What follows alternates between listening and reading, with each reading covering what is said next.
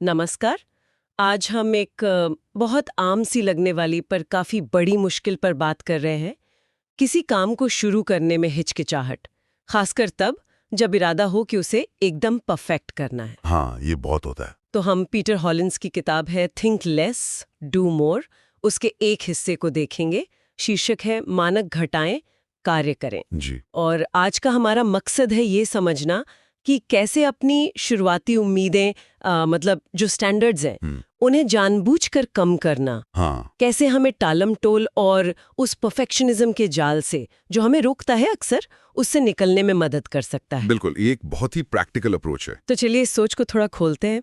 तो सबसे बड़ी रुकावट परफेक्शन की चाह, ये हमें शुरू करने से कैसे रोक लेती है? सुनने में तो अच्छा लगता है कि भाई हम बेस्ट करना चाहते हैं। हाँ, लगता तो अच्छा है, लेकिन देखिए हॉलिंस का तर्क ये है कि ये परफेक्शनिज्म जो है ना, ये अक्सर डर का ही एक छिपा हुआ रूप होता है। डर? हम्म। किस चीज का डर? नाकाम होने का डर, फेलियर का डर, या फिर लोग क्या कहेंगे, आलोचना का डर। हम खुद को ये यकीन दिलाते रहते हैं कि नहीं, हम तो बस सही करना चाहते हैं, सबसे अच्छा। पर असल में वो डर हमें वो पहला कदम ही नहीं उठाने देता। अच्छा। इसीलिए हॉलिंस एक थोड़ी अजीब सी लगने वाली सलाह देते हैं। वो कहते हैं जानबूझकर अपनी शुरुआती उम्मीदें कम कर दो। ओह!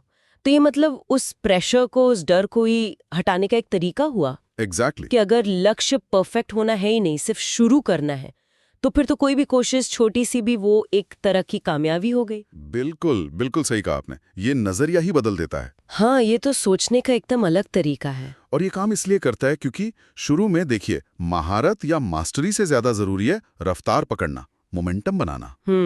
एक बार गाड़ी चल पड़े ना, तो फिर सुधार और बेहतर करने की गुंजाइश तो अपने आप बनती है। जैसा किताब में भी है, सुधार तभी होता है जब आप असल में कुछ कर रहे होते हैं, सिर्फ उसके बारे में सोच कर नहीं। सही बात है। और इसी सोच को असलियत में लाने के लिए किताब कुछ प्रैक्टिकल तरीके भी बताती है ना? हाँ, जैसे वो 70% का नियम। ये क्या चीज है? हाँ, 70% नियम। ये कहता है कि अगर आपको लग रहा है कि कोई काम, कोई टास्क करीब 70% तैयार है या ठीक लग रहा है, हम्म। हाँ, तो उसे कर डालिए, उसे शिप कर दीजिए। 100% पक्का होने का इंतजार करना, वो अक्सर बस टाल मटोल का एक बहाना बन जाता है। हाँ, वो कभी आता ही नहीं है 100%। बिल्कुल। और एक और मजेदार तरीका है, वर्जन 0.1 की तरह सोचना। वर्जन 0.1? सॉफ्टवेयर वाला नाम लग रहा है। इसका क्या मतलब हुआ? हाँ, वही कॉन्सेप्ट है। मतलब अपने काम को, पहले अटेम्प्ट को फाइनल प्रोडक्ट मत समझो। अच्छा। उसे बस एक पहला कच्चा ड्राफ्ट, एक प्रोटोटाइप समझो। वर्जन 0.1। इससे वो शुरू करने का जो बोझ होता है ना, कि पहली बार में ही शानदार होना चाहिए, वो हल्का हो जाता है। ये बात तो सही है। जैसे अगर मान लीजिए कोई एक्सरसाइज रूटीन शुरू करना चाह रहा है पर हो नहीं पा रहा, हाँ, बहुत कॉमन है ये। तो लक्ष्य ये नहीं कि 1 घंटा जिम जाना है। नहीं, बिल्कुल नहीं। लक्ष्य रखो कि बस 5 मिनट हिलना डुलना है। बस सिर्फ 5 मिनट। हाँ। या अगर कुछ लिखना है और वो परफेक्ट शब्द या आइडिया नहीं आ रहा, तो इरादा ये रखो कि बस एक एक बेकार सा पैराग्राफ लिखना है। अच्छा लिखने की चिंता ही छोड़ दो। बेकार पैराग्राफ लिखने का लक्ष्य, ये मजेदार है। हाँ, पर ये काम करता है। किताब में एक ब्लॉग शुरू करने का उदाहरण भी बड़ा अच्छा है। हाँ, मैंने पढ़ा कि वो परफेक्ट डिजाइन, बढ़िया सा नाम और पहली 10 पोस्ट का पूरा प्लान, हाँ, इन सब में उलझने से अच्छा है। कि बस एक गूगल डॉक खोलो हाँ। और कुछ भी लिख दो, एक छोटा सा पैराग्राफ, कैसा भी हो, बस शुरुआत हो गई। वही असल जीत है। वो जो शुरू करने का फ्रिक्शन होता है ना, वो पार हो गया। और देखिए, यही चीज पूरी सोच बदल देती है, जैसा हॉलिंस कहते हैं। और ये लाइन मुझे बहुत पसंद है। बताइए। शुरू करने के लिए आत्मविश्वास की जरूरत नहीं होती है, आत्मविश्वास शुरू करने से बनता है। वाह, ये तो बहुत गहरी बात है। हम अक्सर इसका उल्टा सोचते हैं। हाँ, हम इंतजार करते हैं कि पहले कॉन्फिडेंस आए, फिर हम काम करेंगे। पर यहां नजरिया बिल्कुल उल्टा है। काम करो, चाहे कितना भी छोटा क्यों ना हो, और कॉन्फिडेंस खुद ब खुद पीछे चला आएगा। एक्शन से आत्मविश्वास पैदा होता है। सही कहा। तो कुल मिलाकर सार ये निकला कि वो परफेक्शन का इंतजार छोड़ो, हाँ, छोड़ो उसे। जानबूझकर अपने स्टैंडर्ड्स को थोड़ा नीचे लाओ, कम से कम शुरुआत के लिए, और बस काम शुरू कर दो। बिल्कुल। रफ्तार पकड़ना पहली प्राथमिकता है, सुधार वो बाद में आता रहेगा। हाँ, और ये एक अहम सवाल भी खड़ा करता है, मुझे लगता है, क्या? कि क्या कई बार हमारी अपनी ही वो ऊंची ऊंची उम्मीदें, वो सब कुछ एकदम सही होना चाहिए वाली जो सोच है, हाँ, कहीं वही हमारी तरक्की में सबसे बड़ी रुकावट तो नहीं बन जाती? बिल्कुल मुमकिन है। शायद हम अनजाने में खुद ही अपने रास्ते की सबसे बड़ी बाधा बन जाते हैं। ये वाकई सोचने वाली बात है और इसी विचार के साथ शायद हम अपने श्रोताओं को भी छोड़ सकते हैं हाँ, एक सवाल उनके लिए। कि अपनी जिंदगी का ऐसा कौन सा हिस्सा है, कौन सा काम है जहां आप मानकों को थोड़ा कम करके सिर्फ शुरुआत करने पे ध्यान देकर उस अटकी हुई गाड़ी को शायद आगे बढ़ा सकते हैं। एक अच्छा सवाल है सोचने के लिए। ज्यादातर लोग सोचते हैं पहले मोटिवेशन आएगा फिर काम करेंगे। हाँ, ये डिफॉल्ट सेटिंग लगती है दिमाग की। सही कहा, पर हॉलिन्स कहते हैं कि ये इक्वेशन उल्टी है। कर्म पहले, प्रेरणा उसके पीछे। अच्छा। हाँ, जब कोई काम शुरू होता है, चाहे कितना ही छोटा क्यों ना हो, एक तरह की गति बनती है, मोमेंटम। हाँ, मोमेंटम। और वही मोमेंटम आगे बढ़ने की एनर्जी देता है, और हाँ, प्रेरणा भी। ये बात तो सही है, क्योंकि वो इंतजार करना सच में एक जाल जैसा है। जाल कैसे? देखिए, हो सकता है कि किसी मुश्किल या शायद बोरिंग काम को करने का मन कभी करे ही नहीं। इंतजार करते रहेंगे तो शायद वो दिन कभी ना आए। हाँ, ये भी है। असल में जब हम कोई कदम उठाते हैं, छोटा सा भी, हमारे दिमाग में डोपामीन रिलीज होता है। अच्छा, वो रिवॉर्ड वाला केमिकल। हाँ, बिल्कुल। वो एक तरह का न्यूरोकेमिकल इनाम है जो हमें कहता है, अरे वाह, ये ठीक था, इसे और करो। तो कर्म मतलब एक्शन खुद ही अपने लिए फ्यूल बनाने लगता है। और मैंने ये भी महसूस किया है कि कई बार जो काम दूर से बहुत बड़ा डरावना लगता है, हाँ, उसे जब करना शुरू कर देते हैं, हाँ, तो वो उतना मुश्किल लगता नहीं, चीजें ज्यादा क्लियर होने लगती हैं। बिल्कुल।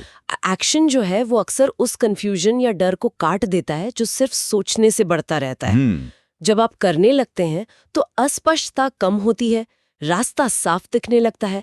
ये सिर्फ साइकोलॉजिकल नहीं है, प्रैक्टिकल भी है। आपको असलियत पता चलती है। सही बात है। तो इस कर्म पहले वाले सिद्धांत को अमल में लाने के लिए हॉलिन्स कुछ तरीके भी बताते हैं। पहला है, बस कुछ छोटा शुरू करें। कुछ छोटा जैसे? मतलब जरूरी नहीं कि शुरुआत एकदम परफेक्ट हो, शानदार हो, बस शुरू हो जाए। ये गाड़ी को पहले गियर में डालने जैसा है। हाँ, हाँ, स्पीड जरूरी नहीं, मूवमेंट जरूरी है। बिल्कुल, बस वो जो जड़ता है उसे तोड़ना है। हाँ, और ये उस शुरुआती रेजिस्टेंस को कम करता है। अक्सर सबसे बड़ी मुश्किल वो पहला कदम ही होता है। हाँ, एक बार वो हो गया तो अगला थोड़ा आसान लगता है। और इसी से जुड़ा हुआ दूसरा सिद्धांत है 5 मिनट का नियम। ओह, 5 मिनट रूल। हाँ, ये मैंने सुना है, पर मुझे हमेशा लगता था सिर्फ 5 मिनट। क्या इससे वाकई कुछ होता है? यही तो ट्रिक है। देखिए, मुद्दा 5 मिनट में काम खत्म करना है ही नहीं। अच्छा। मुद्दा है शुरू करने की जो वो मानसिक बाधा है उसे तोड़ना। जब हम खुद से कहते हैं बस 5 मिनट करूंगा, तो वो काम उतना भारी, उतना डरावना नहीं लगता। हाँ, ये बात तो है, कमिटमेंट छोटा लगता है। बिल्कुल। और अक्सर होता क्या है कि एक बार आप शुरू कर देते हैं, वो 5 मिनट कब 10 या 15 मिनट बन जाते हैं पता ही नहीं चलता। हाँ, क्योंकि आप फ्लो में आ जाते हैं। एग्जैक्टली। ये उस इनर्शिया को, उस जड़ता को तोड़ने का एक बहुत स्मार्ट तरीका है। ये समझ आया। और तीसरा सिद्धांत है छोटी जीतें हासिल करना। इसका क्या मतलब है? जैसे टू डू लिस्ट पर टिक लगाना? हाँ, बिल्कुल वैसा ही। हर छोटा काम जो पूरा होता है वो एक जीत है, एक सक्सेस है। हाँ, ये आपके दिमाग को सिग्नल देता है कि आप प्रोग्रेस कर रहे हैं, आप केपेबल हैं। इससे कॉन्फिडेंस बढ़ता है। अच्छा, कॉन्फिडेंस। हाँ, और कॉन्फिडेंस बदले में और एक्शन लेने के लिए मोटिवेट करता है। तो ये छोटी जीतें मिलके एक पॉजिटिव साइकिल बनाती हैं। एक्शन लिया, छोटी जीत मिली, कॉन्फिडेंस बढ़ा और एक्शन लिया, और फिर प्रेरणा भी बढ़ी। ये तो एक पूरा इकोसिस्टम बन गया। एक्शन, जीत, कॉन्फिडेंस, प्रेरणा। बिल्कुल। चलिए इसे एक उदाहरण से समझते हैं।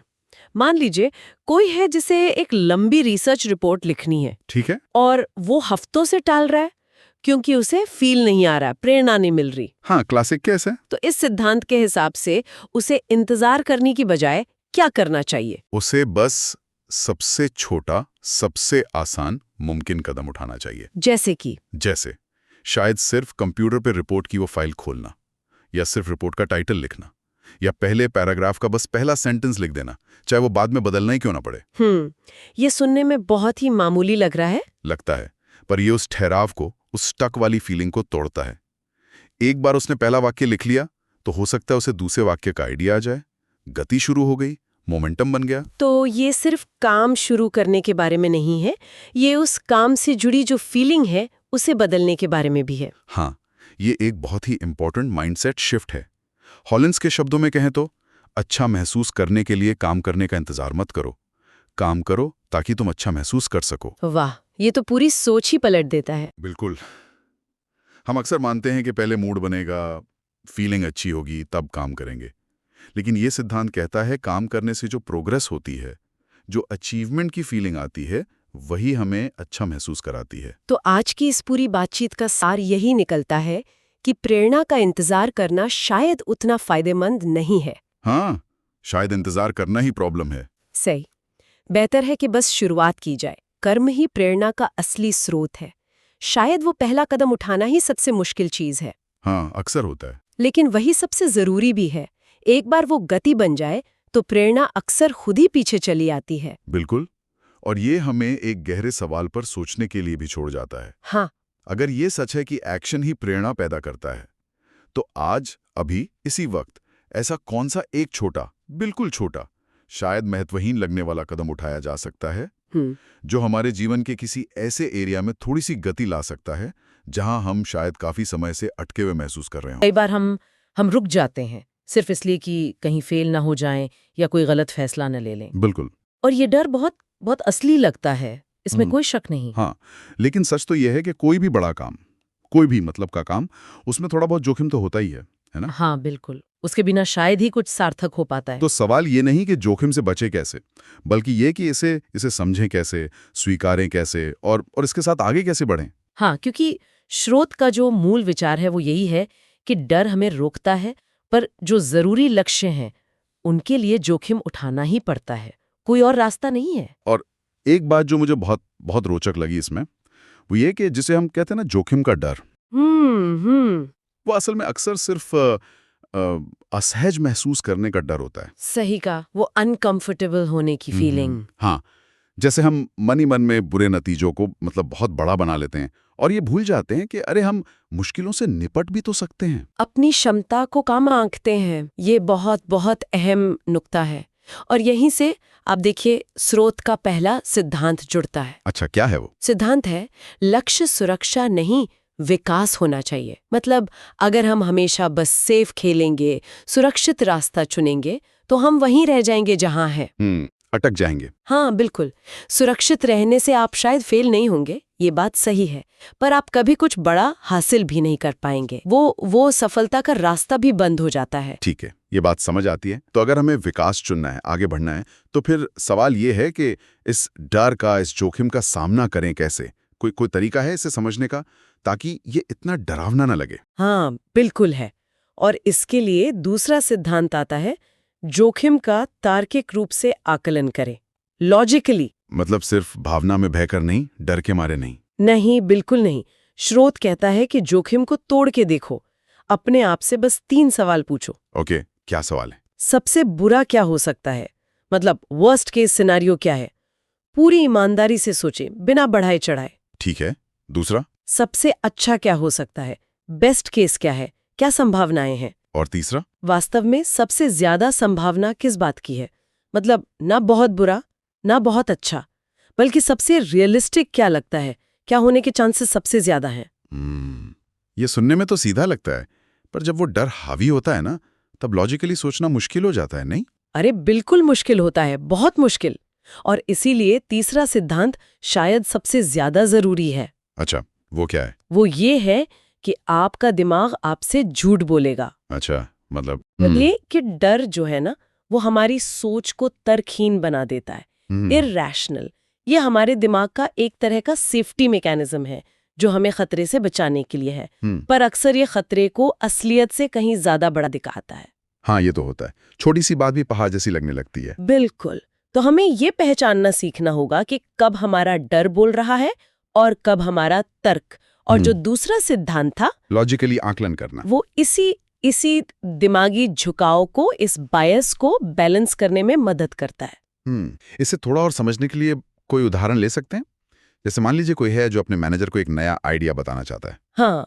पर वो हिचकिचा रहा है, डर लग रहा है कि कहीं आइडिया बेकार ना लगे या मैनेजर पता नहीं क्या सोचेगा, नाराज ना हो जाए। हाँ, ये बहुत आम स्थिति है। हाँ। अब यहाँ पर वो तार्किक आकलन करे। कैसे? सबसे बुरा क्या होगा, वर्स्ट केस। शायद मैनेजर कहेंगे नहीं, ये अभी नहीं हो सकता, यार थोड़ी आलोचना मिलेगी बस। हम्म। क्या मैं इस बुरे नतीजे से उबर सकती हूँ? हाँ, ज्यादातर मामलों में जवाब हाँ ही होगा। थोड़ी निराशा होगी पर ठीक है। बिल्कुल, दुनिया खत्म नहीं हो जाएगी। फिर सोचें, सबसे अच्छा क्या हो सकता है? हो सकता है आइडिया बहुत पसंद आ जाए, पहचान मिले, शायद कोई नया प्रोजेक्ट शुरू हो जाए। हाँ, ये भी संभव है। और फिर सबसे ज्यादा संभावना क्या है? शायद मैनेजर ध्यान से सुनेंगे, कुछ सवाल पूछेंगे और कहेंगे कि चलो इस पर बाद में सोचते हैं, या शायद कुछ फेरबदल के साथ इसे मान ले। हाँ, जब इसे इस तरह तोड़ के देखते हैं तो वो जो एक अनजाना सा डर था वो थोड़ा कम जरूर लगता है। वो जो असहजता का डर था ना शुरू में, वो ज्यादा मैनेजेबल लगने लगता है। सही कहा, बिल्कुल। और स्रोत में एक बहुत दिलचस्प सोच बदलने वाली बात भी कही गई है। अच्छा, क्या? वो कहते हैं, अगर ये जोखिम भरा लगता है तो शायद आप सही रास्ते पर हैं। वाह, ये तो पूरी सोच ही बदल देता है ना?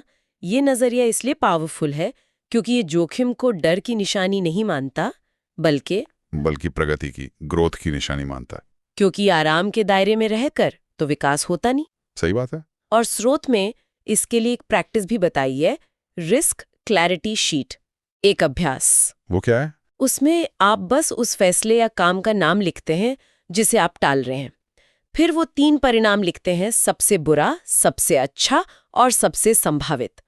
और फिर खुद से ईमानदारी से पूछते हैं, क्या मैं सबसे बुरे परिणाम को झेल सकती हूँ? और शायद उसे लिख कर देखने से वो जो हवा में तैरता हुआ डर है वो थोड़ा ठोस रूप ले लेता है और फिर उससे निपटना आसान हो जाता है। बिल्कुल, एग्जैक्टली।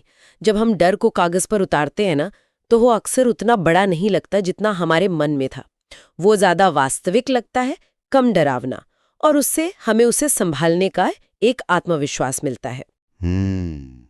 तो अगर हम सारी बातों को समेटें तो निचोड़ ये निकलता है कि सफलता के लिए जोखिम से बचना हल नहीं है, नहीं, बल्कि उसे समझना और सोच समझकर लॉजिकली उसे मैनेज करना जरूरी है। जरूरी। ये डर को खत्म करने के बारे में नहीं है। नहीं, डर शायद पूरी तरह कभी खत्म ना हो। हाँ, बल्कि डर के बावजूद आगे बढ़ने का रास्ता खोजना है ताकि विकास हो सके, नए अवसर मिल सके। हाँ, बिल्कुल सही कहा। सोच समझकर जोखिम लेना, कैलकुलेटेड रिस्क लेना जरूरी है। बिल्कुल। और जाते जाते श्रोताओं के लिए सोचने के लिए एक सवाल छोड़ जाते हैं। हाँ, जरूर। अगर हमें ये पता है कि विकास के लिए, आगे बढ़ने के लिए सोच समझकर जोखिम उठाना जरूरी है, तो आज अभी ऐसा कौन सा एक छोटा सा मैनेजेबल जोखिम लिया जा सकता है जो हमें उस लक्ष्य के थोड़ा करीब ले जाए जिससे हम शायद अब तक टालते आ रहे थे?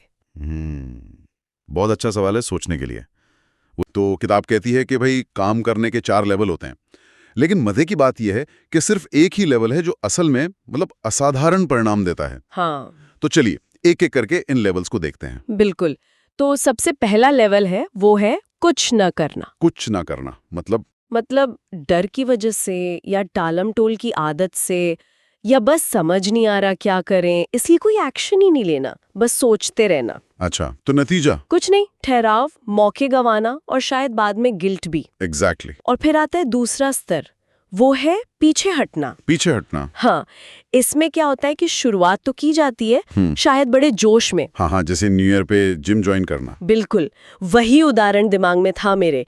शुरू किया, पर जैसे ही पहली मुश्किल आई या थोड़ा बोरिंग लगने लगा, बस हार मान ली, छोड़ दिया। इसका नतीजा होता है निराशा, कॉन्फिडेंस भी कम होता है इससे तो। बहुत ज्यादा। अब आता है तीसरा लेवल, और यहीं पर ज्यादातर लोग अनजाने में फंसे रहते हैं। अच्छा, कौन सा ये है सामान्य क्रिया, यानी नॉर्मल एक्शन। सामान्य क्रिया मतलब बस उतना ही करना जितना जरूरी समझा जाता है, मिनिमम एफर्ट कह सकते हैं। आप काम तो कर रहे हैं, आप बिजी भी देख रहे हैं। हाँ, पर वो कोशिश औसत दर्जे की है, वो बड़े नतीजों के लिए काफी नहीं है। ओहो, तो ये वो ठीक ठाक काम करने वाली बात है।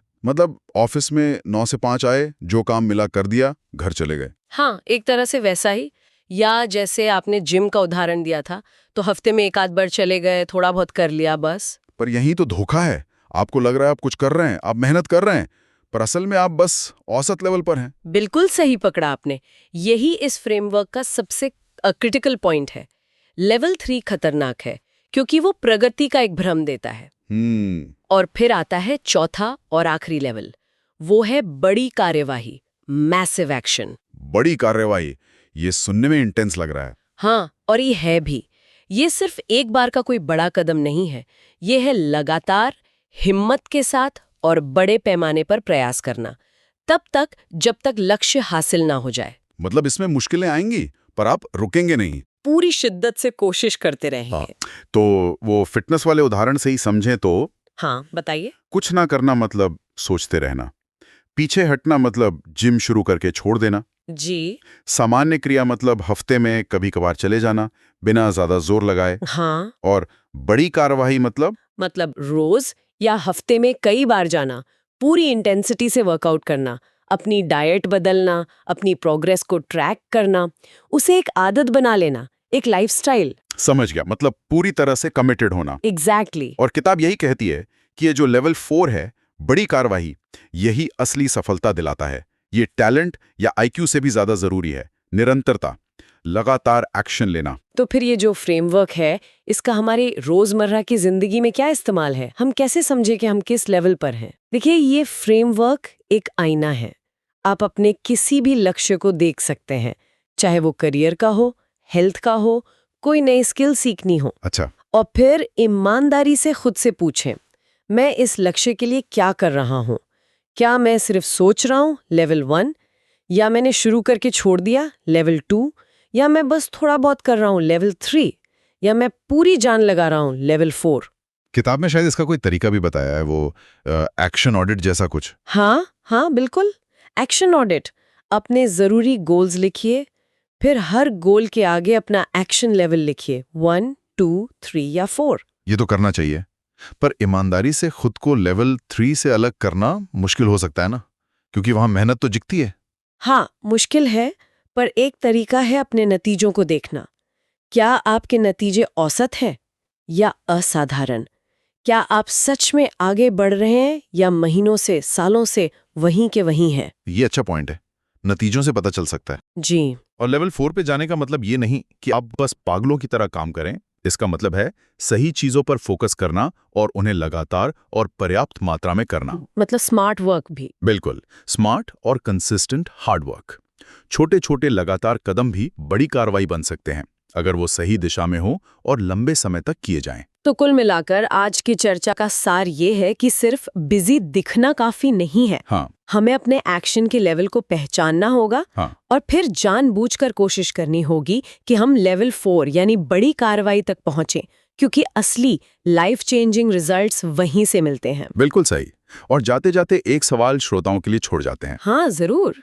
क्या बड़ी कार्रवाई का मतलब हमेशा बहुत ज्यादा घंटे लगाना या खुद को पूरी तरह थका देना ही है, या इसका मतलब ये भी हो सकता है कि हम सही दिशा में स्मार्ट तरीके से और लगातार प्रयास करें, मतलब क्वालिटी ओवर सिर्फ क्वांटिटी? सोचने वाली बात है। बेहतरीन, सोचने के लिए एक अच्छा विचार है। सोचिए ना, कोई जरूरी काम है और एकदम से मन में आता है, नहीं, अभी नहीं, या ये मुश्किल लग रहा है। बस यही है वो प्रतिरोध। अक्सर हम इसे पहचान नहीं पाते और खुद को कोसने लगते हैं, मैं आलसी हूं, मुझ में विल पावर नहीं है। सही कहा।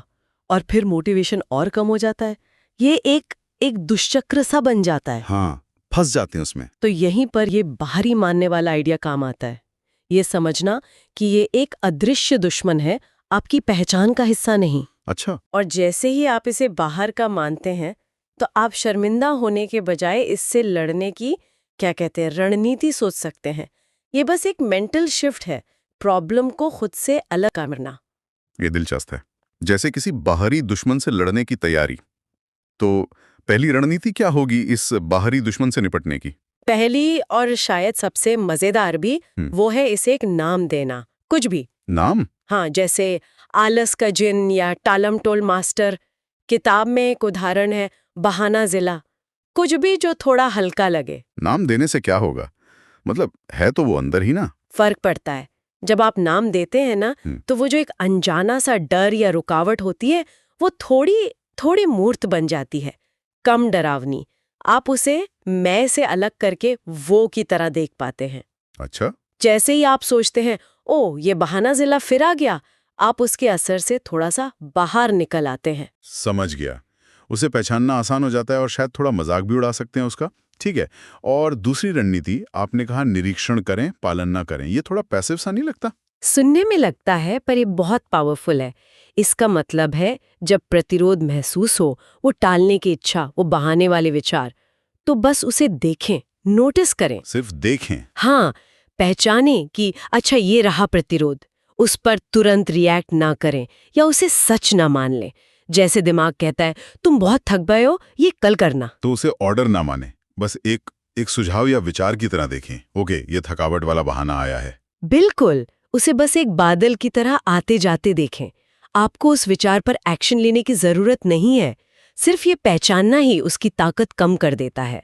आप उसके ऑटो पायलट मोड को तोड़ देते हैं। ये तो थोड़ा थोड़ा ध्यान या माइंडफुलनेस जैसा लग रहा है, उसे बिना जज किए देखना। अब तीसरी रणनीति है रस्में या आदतें बनाना, रिचुअल्स। हाँ, ये बहुत प्रैक्टिकल है। कुछ छोटी छोटी आदतें या एंकर तय करना जो काम शुरू करने का सिग्नल दें। जैसे काम पर बैठने से पहले हमेशा एक खास गाना सुन लेना, या शायद अपनी डेस्क साफ करना। हाँ, या एक गिलास पानी पीना, कुछ भी छोटा सा।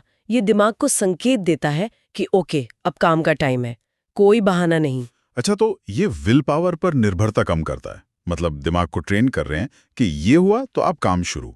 मैंने नोटिस किया सुबह एक खास कप में चाय पीना मुझे लिखने के मूड में लाता है। शायद ये वही चीज है। एकदम, ये रस्में ना विल पावर की बैसाखी बनने के बजाय प्रोसेस को ऑटोमेटिक बना देती हैं। प्रतिरोध को सोचने का मौका ही कम मिलता है। तो पूरा फोकस इस बात पर है कि आप खुद वो प्रतिरोध नहीं है, ये बस एक बाहरी आवाज है जिसे आप अनदेखा करना सीख सकते हैं। ये सोचकर ही काफी राहत मिलती है। बिल्कुल, यही चाबी है। और इसी से जुड़ा वो अभ्यास है जिसका हमने जिक्र किया था, प्रतिरोध को बाहरी बनाने का। ये इन रणनीतियों को एक्शन में लाने का एक तरीका है। हाँ, बताइए उसके स्टेप्स क्या हैं? बहुत सीधे हैं। पहला, वो काम पहचानिए जिसे आप टालते रहते हैं, कोई एक। दूसरा, लिखिए कि जब टालने का मन करता है तो दिमाग में क्या आवाजें आती हैं, क्या बहाने सूझते हैं। ओके, जैसे अभी मूड नहीं है या ये बहुत बड़ा काम है। हाँ, वही सब। तीसरा, उस आवाज या बहाने के पैटर्न को एक नाम दे। जैसे हमने कहा बहाना जिला या कुछ और। ठीक है, नाम दे दिया। और आखिरी स्टेप? आखिरी है तर्क से जवाब देना। जो बहाना दिमाग दे रहा है उसके सामने काउंटर आर्ग्यूमेंट लिखें, छोटा सा। जैसे आवाज है मैं बहुत थका हुआ हूं, आपका जवाब हो सकता है सिर्फ 5 मिनट करके देखता हूं, या थोड़ा टहल लेता हूं, या शुरू करता हूं। अच्छा, मतलब बहाने को सीधे काटना। हाँ, ये अभ्यास वाकई उस प्रतिरोध को एक बाहरी चीज बना देता है जिससे आप लड़ सकते हैं। वो कोई आपकी अंदरूनी कमी नहीं रह जाती जिसे लेकर शर्मिंदा हो। सही बात है। तो संक्षेप में कहें तो हमने देखा कि प्रतिरोध को बाहरी दुश्मन मानकर उसे नाम देना, उसे आते जाते बस देखना, फॉलो नहीं करना, और उसे हराने के लिए छोटी आदतें या रस्में बनाना, ये तरीके शर्म को रणनीति में बदल देते हैं। बिल्कुल। ये वाकई सोचने का एक नया तरीका है। और यहां से एक विचार और आता है मन में। हाँ, बताइए। कि अगर हम इस अंदरूनी प्रतिरोध को, जो इतना रियल लगता है, उसे बाहरी मानकर उस पर काबू पा सकते हैं, तो क्या जीवन की दूसरी मानसिक या भावनात्मक बाधाएं, जैसे डर है, शक है, आत्मविश्वास की कमी है, क्या उन्हें भी इसी तरह बाहरी मानकर उनसे निपटना ज्यादा आसान हो सकता है? शायद इस पर सोचने के लिए छोड़ते हैं। नियोजन से दोहरी सफलता हम सबके साथ होता है ना। बड़े लक्ष्य सोचते हैं, इरादा भी होता है, पर गाड़ी आगे बढ़ती नहीं, बस सोचते रह जाते हैं। हाँ, बिल्कुल। और वो फासला इसलिए रह जाता है क्योंकि कोई साफ एक्शन प्लान या कहें तो ट्रिगर नहीं होता। हाँ, ट्रिगर। और यहीं पर एक बड़ी मजेदार चीज आती है, क्रियान्वयन इरादे, इम्प्लीमेंटेशन इंटेंशंस। आज इसी की गहराई में उतरते हैं। हाँ जी। मतलब हमारा मिशन ये समझना है कि ये सुनने में तो सीधी सी लगती है तकनीक, पर ये इतनी असरदार क्यों है, और इसे अपनी जिंदगी में कैसे उतारें ताकि सिर्फ सोचे नहीं, करें भी। तो ये क्रियान्वयन इरादे क्या हैं ये असल में? देखिए, ये एक बहुत ही आसान पर बहुत असरदार तरीका है अपने दिमाग को ना पहले से तैयार करने का। इसका एक सीधा से ढांचा है। अगर X होता है तो मैं Y करूंगी। अगर X होता है तो Y। अच्छा। हाँ, यहाँ X कोई खास सिचुएशन, टाइम या कोई सिग्नल हो सकता है, और Y वो काम है जो आप करना चाहते हैं। सुनने में तो बड़ा सीधा है, पर ये सिर्फ सोचने से ज्यादा कैसे है? मतलब एक्शन कैसे होता है इससे? देखिए, हमारा जो दिमाग है ना, उसे पैटर्न पसंद है, और उसे क्लैरिटी चाहिए, साफ निर्देश। जब हम बस कहते हैं मैं ज्यादा कसरत करूंगी, तो दिमाग के पास कुछ ठोस नहीं है, कब, कहाँ, है ना? हाँ, बस एक धुंधली सी इच्छा। बिल्कुल। और यही अस्पष्टता टालम टोल को बढ़ावा देती है। लेकिन ये अगर तो वाला इरादा जो है, वो एक साफ सिग्नल मतलब क्यू और उससे जुड़ी एक प्रतिक्रिया, एक रूटीन तय कर देता है। अच्छा। तो जैसे ही वो अगर वाली सिचुएशन एक्स आती है, दिमाग को पता है कि भाई अब फौरन तो वाला काम वाई करना है। ये एक तरह से ऑटोमेटिक हो जाता है, आदत की तरह। हाँ, जैसे आदत बन जाती है। हाँ, इसमें फिर विल पावर मतलब इच्छा शक्ति कम लगती है, क्योंकि फैसला तो पहले ही हो चुका है, दिमाग की एनर्जी बचती है। अच्छा, तो ये तो दिमाग के लिए एक तरह से शॉर्टकट बनाने जैसा हो गया। चलिए कुछ उदाहरण लेते हैं।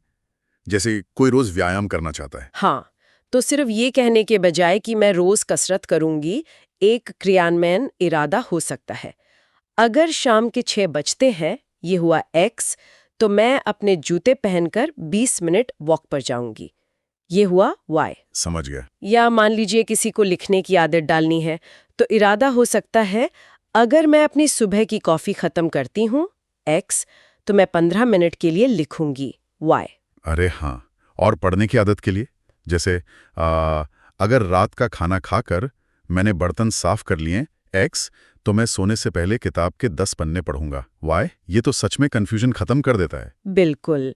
और किताब में ये भी कहा गया है कि आपका अगर वाला हिस्सा एक्स जितना ज्यादा स्पेसिफिक होगा, मतलब जितना साफ और किसी कॉन्टेक्स्ट से जुड़ा होगा, उतना ही तो वाला कम वाई होने का चांस बढ़ जाएगा। मतलब सिर्फ टाइम ही नहीं, जगह या कोई और घटना भी ट्रिगर हो सकती है। हाँ, बिल्कुल।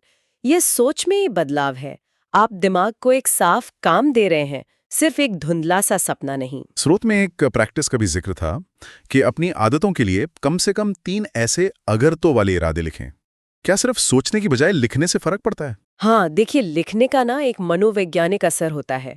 जब हम कोई चीज लिखते हैं, तो वो ज्यादा पक्की, ज्यादा असली लगती है ना? हाँ, ये तो है। वो एक तरह से खुद से किया गया एक छोटा सा वादा बन जाता है, और उसे कहीं लिखकर सामने रखें तो वो याद भी रहता है। हमारी कमिटमेंट थोड़ी बढ़ जाती है। ये उस इरादे को दिमाग में और मजबूती से बिठाता है। ये बात तो है। तो कुल मिलाकर देखें तो ये क्रियान्वयन इरादे जो हैं, वो हमारे अच्छे इरादों और असल में काम करने के बीच का जो गैप है उसे भरते हैं, वो भी ऑटोमेटिक ट्रिगर बनाकर। सही कहा।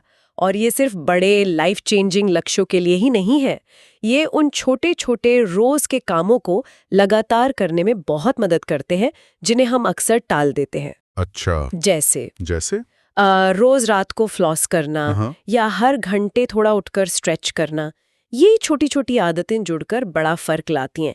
ये उस टाल मटोल का बढ़िया इलाज है जो अक्सर अस्पष्टता या तय न कर पाने की वजह से होती है। तो मतलब ये तरीका हमें ज्यादा डिसिप्लिन्ड, ज्यादा अनुशासित बनने में मदद कर सकता है, वो भी बिना ज्यादा जोर लगाए। हाँ, ये तो बढ़िया है। हाँ, सोचने के तरीके में एक छोटा सा बदलाव है, बिल्कुल। पर इसके नतीजे काफी बड़े हो सकते हैं।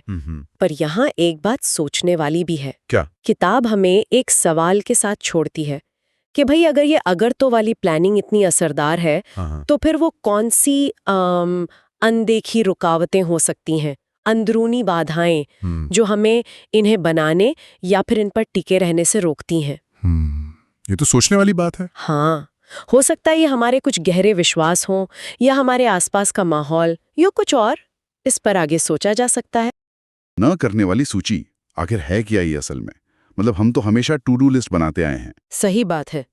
देखिए, इसका जो मूल विचार है वो ये है कि हम कितने प्रोडक्टिव हैं, ये सिर्फ इस पर डिपेंड नहीं करता कि हम क्या क्या करते हैं, बल्कि इस पर भी कि हम क्या नहीं करते हैं। अच्छा। हाँ, मतलब ये उन आदतों या ध्यान भटकाने वाली चीज़ों, या कह लें कि समय बर्बाद करने वाली एक्टिविटीज़ को पहचानना है, और फिर जानबूझकर एक सचेत एफर्ट से उन्हें अपनी दिनचर्या से हटाना है। ये दिलचस्प है। पर ये इतना जरूरी क्यों है कि हम पहचाने कि क्या नहीं करना है? देखिए, होता क्या है ना कि हमारा जो समय है और हमारा ध्यान, ये दोनों बहुत लिमिटेड है, सीमित संसाधन है ना? हाँ, बिल्कुल। और अक्सर हम अनजाने में ही, मतलब बिना सोचे समझे, ऐसी आदतों में घंटों लगा देते हैं जो प्रोडक्टिव नहीं है। जैसे शायद बार बार फोन चेक करना या सोशल मीडिया देखते रहना। हाँ, ये तो होता है। तो जब हम ऐसी किसी गैर जरूरी चीज को हाँ कहते हैं, तो असल में हम अनजाने में ही किसी जरूरी काम को ना कह रहे होते हैं। उन क्या कहते हैं, एनर्जी सोखने वाली चीजों को हटाने से हमारा फोकस बढ़ता है, काम करने की क्षमता बेहतर होती है। किताब में कुछ आम उदाहरण भी दिए हैं शायद कि क्या क्या इस लिस्ट में आ सकता है। हाँ बिल्कुल, जैसे कुछ आम चीजें हैं, लगातार ईमेल चेक करते रहना। हाँ, हर 5 मिनट में। एग्जैक्टली या फिर हर किसी की मदद के लिए या हर निमंत्रण पर फौरन हाँ कह देना। ओ हाँ, ये भी एक प्रॉब्लम है। और मल्टीटास्किंग, एक साथ कई काम करने की कोशिश करना। या जैसे सुबह उठते ही या मान लीजिए दोपहर 12 बजे से पहले सोशल मीडिया देखना। अच्छा। या फिर बिना किसी प्लान के दिन शुरू कर देना। ये छोटी छोटी लगती हैं पर असर डालती हैं। सही बात है।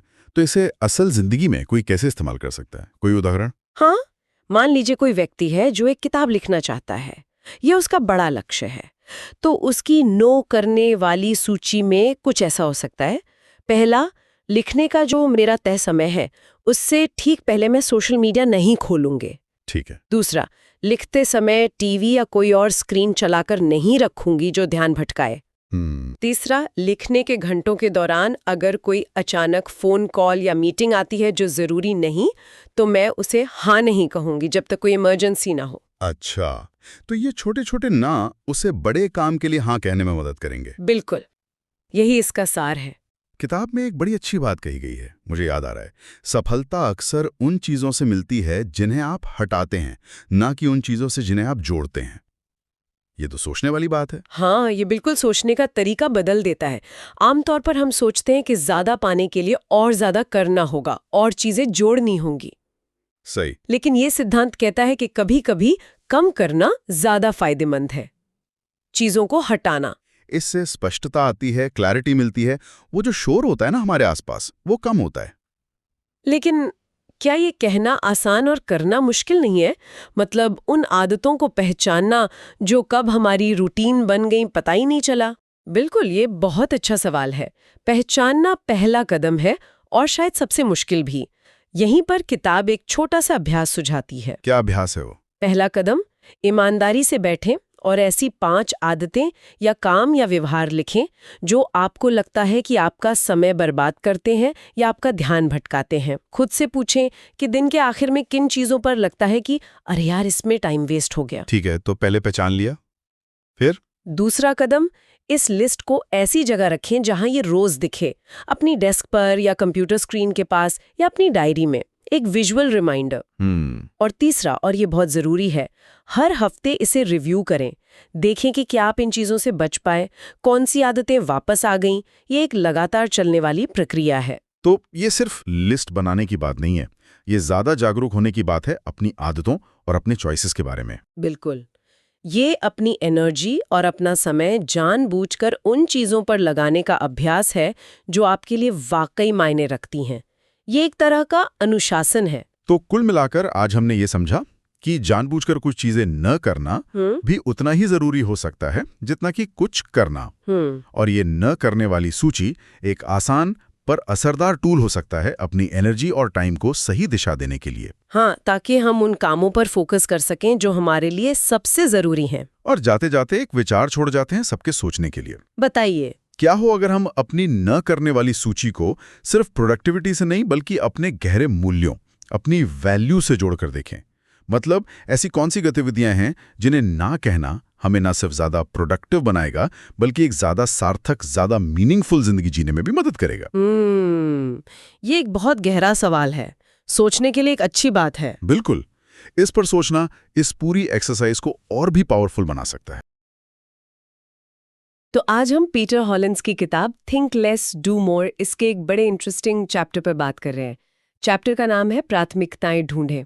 और इसकी जो मूल बात है वो बड़ी सीधी सी है कि भाई सारे काम ना बराबर अहमियत नहीं रखते। तो फोकस इस पर है कि कैसे उन कामों को पहचाने जिनसे असल में फर्क पड़ता है, ताकि कम मेहनत में ज्यादा रिजल्ट्स मिले। हम सब बिजी तो रहते हैं, पर क्या वो बिजी होना सही जगह एनर्जी लगा रहा है, ये सवाल है। बिल्कुल, और ये सवाल बहुत जरूरी है क्योंकि देखिए हमारा टाइम, हमारी एनर्जी, ये सब लिमिटेड है।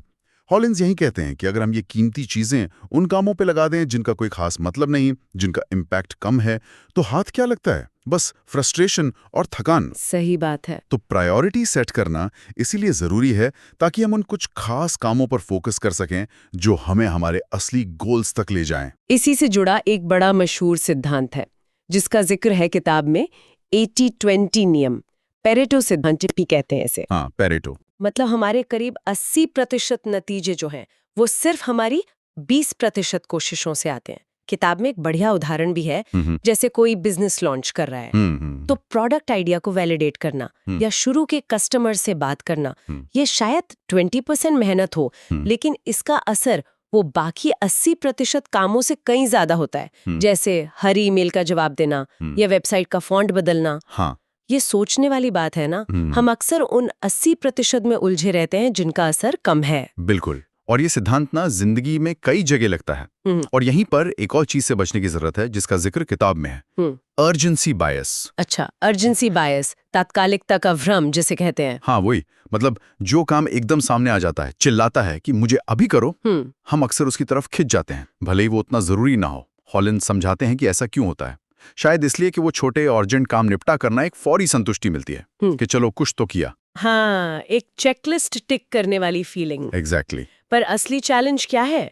वो जो लंबे समय वाले, ज्यादा इम्पैक्ट वाले काम है, उनके लिए इन छोटे मोटे अर्जेंट दिखने वाले कामों को ना कहना या टालना। यही फर्क है बिजी दिखने और वाकई में इफेक्टिव होने में। हाँ, और इसी सोच को और क्लियर करने के लिए ना किताब एक बड़ा दमदार सवाल पूछती है। सवाल ये है, अगर आज आप सिर्फ एक ही काम पूरा कर सकते तो वो कौन सा होता जिससे सबसे बड़ा फर्क पड़ता? वाओ! ये सवाल ना एकदम गैर जरूरी चीजों को साइड कर देता है। जैसा किताब में कहा भी है कि सफलता कुछ चीजों को बहुत अच्छी तरह करने से आती है, ना कि हर चीज को बस थोड़ा थोड़ा करने से। बिल्कुल, ये सीधे 80-20 से जुड़ गया। हाँ, ये पूरी सोच बदलने वाली बात है कि सक्सेस ना वॉल्यूम ऑफ वर्क से नहीं आती, बल्कि क्वालिटी और इम्पैक्ट से आती है कि आपने जो किया उसका असर क्या हुआ। और इसको प्रैक्टिकल बनाने के लिए हॉलिन एक एक्सरसाइज भी बताते हैं। अच्छा, क्या? वो कहते हैं, अपने सारे कामों की एक लिस्ट बनाओ, जो भी आप अभी कर रहे हो या करना है। फिर ठंडे दिमाग से सोचो और उनमें से सिर्फ टॉप 3 चुनो, वो 3 जो आपको आपके सबसे बड़े गोल के सबसे करीब ले जाते हैं। सिर्फ 3? हाँ, सिर्फ टॉप 3। और बाकी जो लिस्ट में बचे हैं उनके बारे में ईमानदारी से फैसला लो, क्या ये किसी और को दे सकते हैं, क्या बाद में कर सकते हैं, या क्या इन्हें पूरी तरह से हटाया जा सकता है। ये सुनने में तो आसान लगता है, पर करने में शायद मुश्किल हो। मुश्किल है, इसके लिए डिसिप्लिन चाहिए, फोकस चाहिए। तो इस पूरी बातचीत का सार क्या निकला? मतलब प्राथमिकता तय करने का मतलब ये नहीं कि और ज्यादा घंटे काम करो या और ज्यादा चीजें निपटाओ। नहीं, बिल्कुल नहीं। बल्कि इसका मतलब है उन कामों को पहचानना जो वाकई मायने रखते हैं, वो क्रूशियल 20%। हाँ, और फिर अपनी ज्यादातर एनर्जी वहीं लगाना। शायद यही है कम में ज्यादा पाने का राज। बिल्कुल, उन 20% को पहचानना और फिर उन पर टिके रहना। और यहीं पर एक सवाल छोड़ जाते हैं आगे सोचने के लिए। बताइए। मान लीजिए हमने पहचान लिया कि हमारे लिए सबसे जरूरी काम कौन से हैं, वो टॉप 3 या वो 20%। पर उसके बाद भी असली लड़ाई तो शायद तब शुरू होती है जब हमें उन बाकी 80% कामों को ना कहना पड़ता है, जो शायद आसान लगते हैं या ज्यादा लुभावने लगते हैं। वो जो एक खिंचाव होता है आसान या तुरंत वाले काम की तरफ। हाँ, वो अंदरूनी रेजिस्टेंस, उस पर कैसे काबू पाया जाए, ये अपने आप में एक बड़ा सवाल है ना? सही कहा, इस पर सोचना होगा। छोटे छोटे फैसले जैसे क्या पहनना है या कौन सा ईमेल पहले देखना है, ये सब मिलकर हमारी, जिसे कहते हैं ना, मानसिक ऊर्जा खत्म कर देते हैं। हाँ, इसे ही डिसीजन फटीग या निर्णय थकान कहते हैं। और किताब बताती है कि इससे बचने का एक तरीका है अपने काम के लिए एक सुपर स्ट्रक्चर बनाना, मतलब एक तरह का तय ढांचा। बिल्कुल। तो आज हम यही समझेंगे कि ये ढांचा या सुपर स्ट्रक्चर असल में काम कैसे करता है और हमारी एनर्जी और फोकस बचाने में ये कैसे मददगार हो सकता है। तो चलिए इस आइडिया को थोड़ा खोलते हैं। जरूर। सबसे पहले ये जो प्रॉब्लम है डिसीजन फटीग, इसे थोड़ा और समझते हैं। मुझे तो ये बात बहुत जानी पहचानी सी लगती है। हाँ, हम सबको महसूस होती है। दिन खत्म होते होते लगता है जैसे दिमाग बिल्कुल थक गया है, सिर्फ छोटे छोटे फैसले ले लेकर। बिल्कुल सही। और देखिए, ये सिर्फ थकान की बात नहीं है, ये जो लगातार छोटे फैसले लेने पड़ते हैं ना, हाँ, इससे हमारी विल पावर मतलब कुछ मुश्किल या जरूरी करने की जो हमारी इच्छा शक्ति होती है वो कम होती जाती है। अच्छा। तो फिर दिन के जो बड़े जरूरी काम हैं उनके लिए दिमागी ताकत ही नहीं बचती। हाँ, ये तो मैंने भी महसूस किया है। किताब में ये भी जिक्र है कि कई कामयाब लोग जैसे स्टीव जॉब्स थे या मार्क जुकरबर्ग, वो रोज एक जैसे कपड़े इसीलिए पहनते थे हाँ, सुना है मैंने ये। ताकि एक फैसला कम लेना पड़े, एक छोटा सा फैसला कम। तो फिर ये सुपर स्ट्रक्चर या ढांचा, हाँ। ये इस प्रॉब्लम का हल कैसे है? सुनने में थोड़ा भारी सा शब्द लगता है ये। देखिए, इसे ऐसे समझ सकते हैं कि ये अपने काम के लिए एक तरह का ऑटो पायलट मोड बनाने जैसा है। Auto pilot mode? अच्छा। हाँ। मकसद ये है कि हम सोचने में कम और करने में ज्यादा वक्त लगाएं। ये ढांचा उन चीजों को पहले से तय कर देता है जिन पर रोज रोज दिमाग खपाने की जरूरत नहीं है। जैसे घर बनाने से पहले एक नक्शा होता है ना। हाँ, ब्लूप्रिंट। हाँ, ब्लूप्रिंट।